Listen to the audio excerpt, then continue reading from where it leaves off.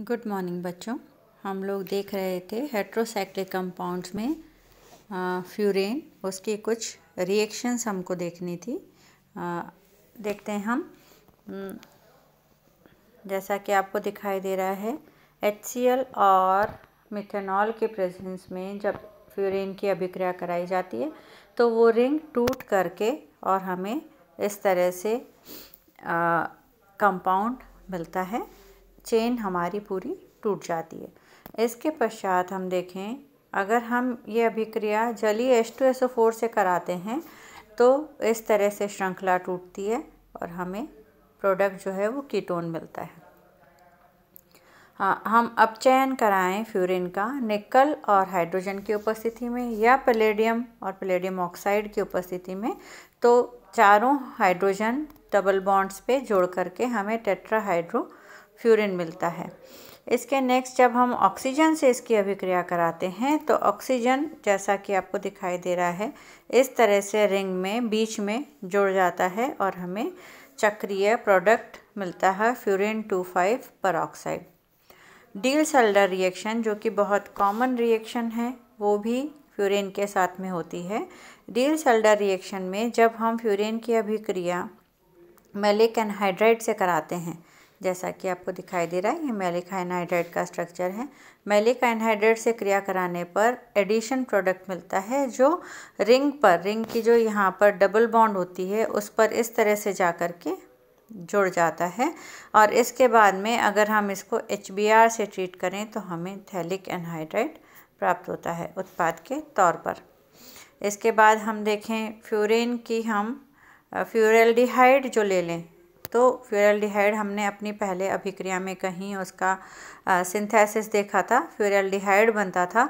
और अब अगर हम फ्यूरल्डिहाइड ले लेते हैं तो फ्यूरल्डिहाइड से हम और कई प्रोडक्ट बना सकते हैं, इसीलिए फ्यूरल्डिहाइड को एक इम्पॉर्टेंट कंपाउंड माना गया है। फ्यूरल्डिहाइड की जब हम NaOH से अभिक्रिया करते हैं तो हमें सोडियम एसिड का सोडियम सॉल्ट, यहाँ पर आप देख सकते हैं, एसिड का सोडियम सॉल्ट मिलता है और फर्फ्यूरल अल्कोहल प्राप्त होता है।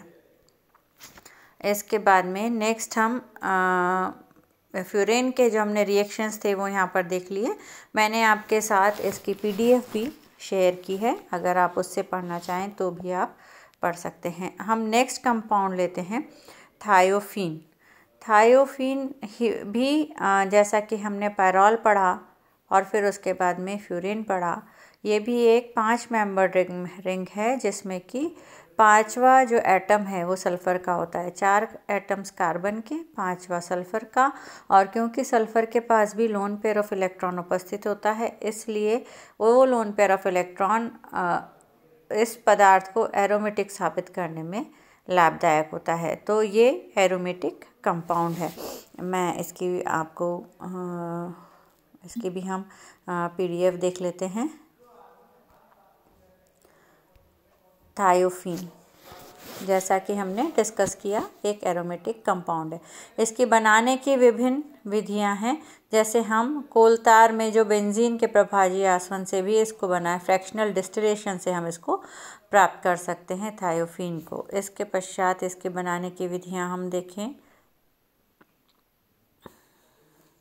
ये प्यूरिफिकेशन का मेथड है। अगर थायोफीन किसी इम्प्योरिटी के साथ में मिक्स्ड है तो हम उसको मरकरी एसीटेट के साथ में, मर्क्यूरिक एसीटेट के साथ में इसकी अभिक्रिया कराते हैं, जो हमें इसका एसीटेट प्रोडक्ट देता है और इसके बाद इसको वापस HCl से ट्रीट करा के हमें प्योर थायोफीन प्राप्त हो जाती है।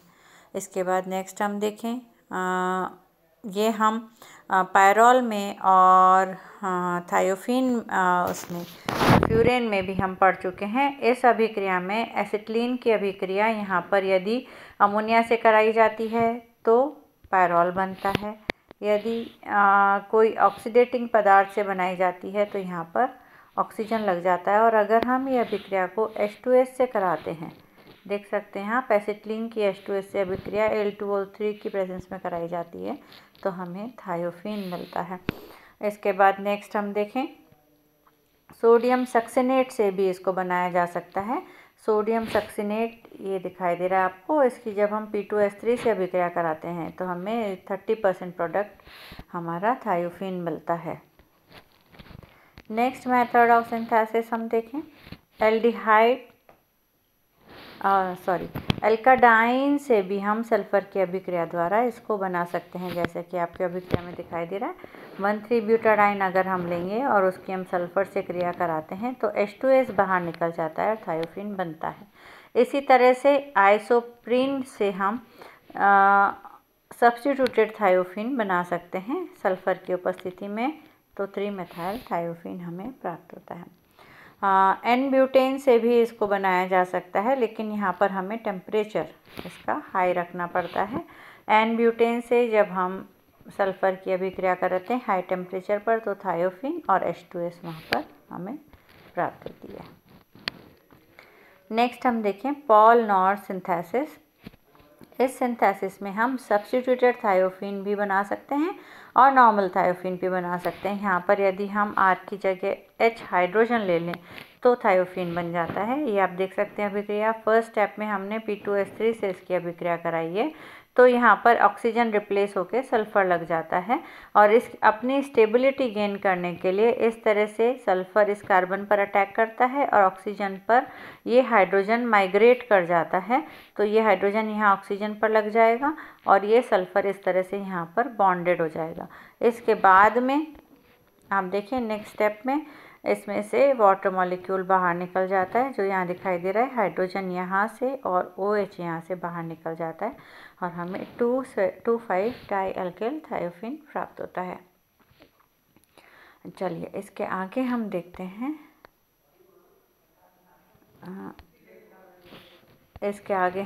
हैं, ये एक रिएक्शन आपको दिखाई दे रही है जिसमें कि हम बेंजिल कहते हैं इसे हम, इसका डाई कीटोन है, इसका उपयोग करते हैं और इससे हम जो सल्फ़र कंटेनिंग ये एस्टर कंपाउंड है इसकी हम अभिक्रिया कराते हैं। डाईएथिल थायोडाईएसीटेट है जिसकी हम पहले फर्स्ट इसकी हम NaOH और CH3OH से अभिक्रिया करवाते हैं। तो और सेकेंड स्टेप में हम इसका हाइड्रोलिसिस करके इसको हीट करते हैं और थर्ड स्टेप में इसकी एसिड से ट्रीटमेंट कराते हैं तो हमें ये प्रोडक्ट प्राप्त होता है। इस रिएक्शन को आप एलोबरेट करके भी स्टेप वाइज लिख सकते हैं कि NaOH से अभिक्रिया कराने पर हमें क्या उत्पाद प्राप्त होगा। हम इसको एक्सपांडेड वे में भी लिख सकते हैं। नेक्स्ट हम देखें स्ट्रक्चर, थायोफीन की संरचना। जैसा कि हम पायरॉल और फ्यूरेन में देख चुके हैं, सिमिलर वे में थायोफीन का जो लोन पेयर ऑफ इलेक्ट्रॉन है वो रिंग में आता है और यहाँ नेगेटिव चार्ज, इसके पश्चात ये नेगेटिव चार्ज पूरी रिंग में रोटेट करता है और हर कार्बन पर नेगेटिव चार्ज आ जाता है। इसके विपरीत अगर सल्फ़र अपनी तरफ इलेक्ट्रॉन्स को खींचे, ऐसी स्थिति में जो धन आवेश है वो रिंग पर विभिन्न परिस्थितियों पर रोटेट कर सकता है, जैसा कि आपको स्ट्रक्चर में दिखाई दे रहा है। इसकी संरचना जैसा नॉर्मली हमने पहले भी डिस्कस किया है फ्यूरेन के केस में और पायरॉल के केस में सेम। यहाँ पर P पे लोन पेयर ऑफ P कक्षक में लोन पेयर ऑफ इलेक्ट्रॉन होता है जो रिंग में पार्टिसिपेट करता है। हालांकि ये बेंजीन से कम स्थायी है, लेकिन फिर भी इसमें रेजोनेंस की वजह से या इलेक्ट्रॉन्स की एक अभ्र बनाने की वजह से ये स्थायित्व दिखाता है। चलिए इसके बाद में इसकी हम प्रॉपर्टीज़ पढ़ें तो जो इलेक्ट्रॉन स्नेही अभिक्रिया हैं वो जैसा पहले भी देख चुके हैं हम, अल्फा स्थिति पर या बीटा स्थिति पर किसी एक इलेक्ट्रॉन स्नेही का प्रहार संभव होता है। तो प्रायोरिटी होती है कि अल्फा स्थिति पर यह प्रहार हो, क्योंकि अल्फा स्थिति पर प्रहार के बाद में यहाँ पर आप देख सकते हैं 3 रेजोनेटिंग स्ट्रक्चर्स बनते हैं, जबकि बीटा स्थिति में प्रहार पर 2 ही रेजोनेटिंग स्ट्रक्चर्स बनते हैं। इसके बाद नेक्स्ट हम देखते हैं इसकी अभिक्रियाएं। हैलोजनीकरण हम अगर देखें तो N-ब्रोमोसक्सिनामाइड NBS इज एन ब्रोमोसक्सिनेमाइड, इससे अभिक्रिया करने पर हमें अल्फा स्थिति पर ब्रोमीन लगा हुआ प्राप्त होता है। फिर इसके पश्चात हम देखें क्लोरीन से अभिक्रिया हम -30 डिग्री पर करानी पड़ती है, तो हमें मोनोक्लोरो और डाइक्लोरो प्रोडक्ट मिलता है। ब्रोमीन से अभिक्रिया हमें बेंजीन में न करानी पड़ती है, बेंजीन सॉल्वेंट की तरह लेना पड़ता है, तो हमें डाइब्रोमो प्रोडक्ट मिलता है। आयोडीन से अभिक्रिया HgO की उपस्थिति में होती है और अल्फा स्थिति पर आयोडीन लग जाता है। इसके बाद में बाकी हम अपनी नेक्स्ट क्लास में पढ़ेंगे।